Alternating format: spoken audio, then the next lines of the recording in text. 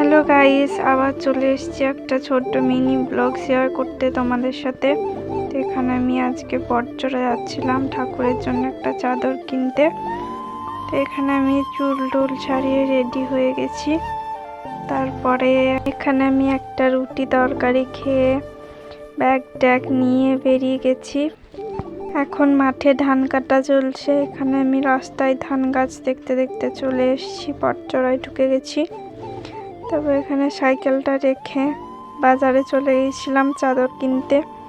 তো এখানে আমি বাজার ঢুকে সামনেখানে একটা দোকানে এই রেড কালারের চাদরটা আমি আর দেখি খুব পছন্দ হয়ে গিয়েছিল।